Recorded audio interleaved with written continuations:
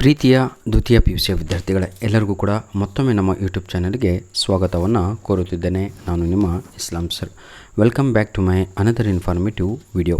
ನೋಡಿ ವಿದ್ಯಾರ್ಥಿಗಳೇ, ಈಗಾಗಲೇ ಪ್ರತಿಯೊಂದು ಸಬ್ಜೆಕ್ಟಿನ ಇಂಪಾರ್ಟೆಂಟ್ ಕ್ವಶನ್ಸ್ಗಳಂತೆ ಮಾಡೆಲ್ ಕ್ವಶನ್ ಪೇಪರು ಹಾಗೂ 30 ಮಾರ್ಕ್ಸ್ ಕ್ವಶನ್ ಪೇಪರನ್ನು ನಿಮಗೆ ಅಪ್ಲೋಡನ್ನು ಮಾಡಿಕೊಡ್ತಾ ಇದ್ದೇನೆ.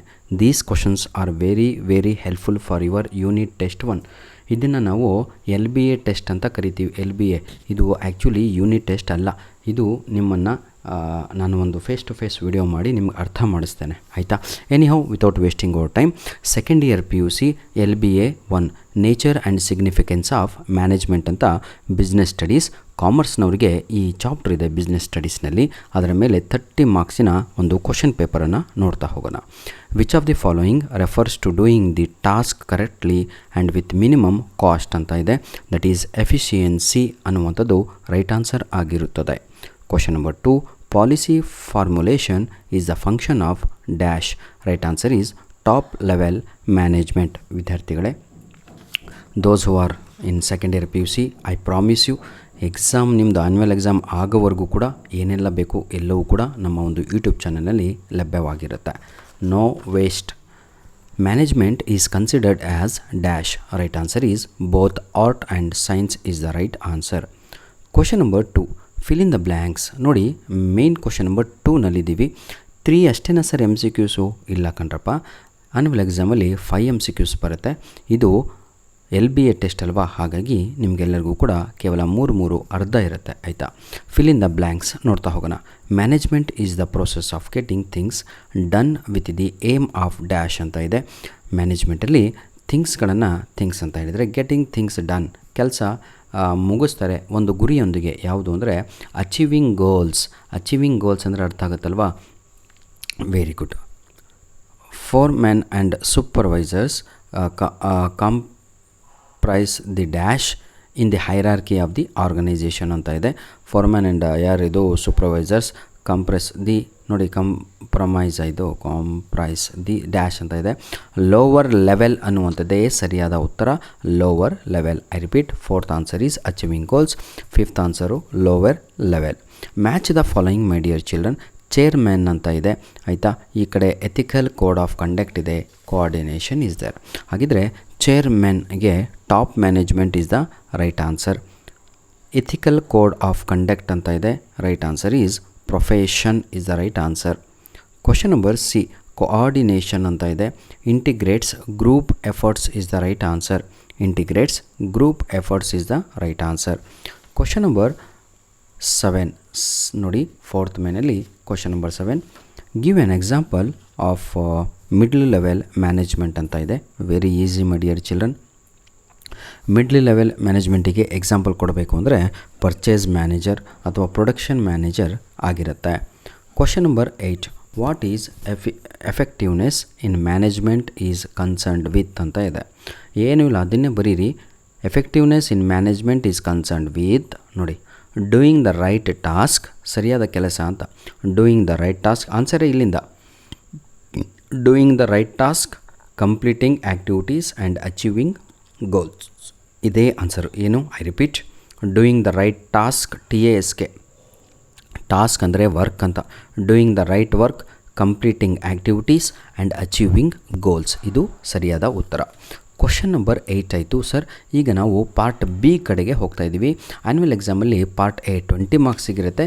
ಈಗ ನಿಮಗೆ ಇಲ್ಲಿ 10 ಮಾರ್ಕ್ಸಿಗೆ ಮಾಡಿದ್ದಾರೆ. ಯಾಕೆ ಅಂದರೆ 30 ಮಾರ್ಕ್ಸ್ ಕ್ವಶನ್ ಪೇಪರ್ ಅಲ್ವಾ? ಎಷ್ಟಾಯಿತು?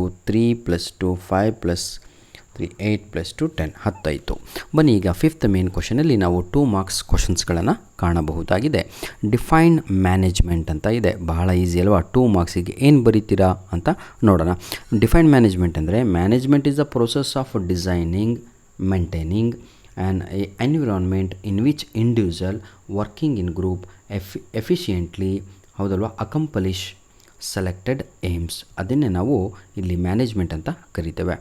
ಕ್ವಶನ್ ನಂಬರ್ 10 ಕಂಡ್ರಿ, ಬಹಳ ಈಸಿ. ವಾಟ್ ಆರ್ ದಿ, ನೋಡಿ ಇಲ್ಲಿ, state any 2 importance of management ಅಂತ ಇದೆ. ಮ್ಯಾನೇಜ್ಮೆಂಟಿನ 2 ಇಂಪಾರ್ಟೆನ್ಸನ್ನು ಬರೆಯಿರಿ ಅಂತ. Management helps in achieving groups goals. Management helps in achieving personal objectives ಏನ್ರಿ ಎರಡೂ ಆನ್ಸರ್ ಸೇಮ್ ನೋಡಿ. ಒಂದು ಗ್ರೂಪ್ ಗೋಲ್ಸ್ ಅಂತ ಬರೀರಿ, ಇನ್ನೊಂದಕ್ಕೆ ಪರ್ಸ್ನಲ್ ಆಬ್ಜೆಕ್ಟಿವ್ಸ್ ಅಂತ ಬರೆದ್ರೆ your answer will be ready for you to get 2 out of 2 mark. Question number 11, very easy.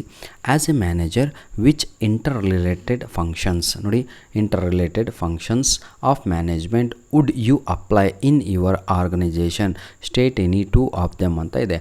ನೀವೇನಾದರೂ ಮ್ಯಾನೇಜರ್ ಆದರೆ ಅರ್ಥ ಆಗುತ್ತಾ?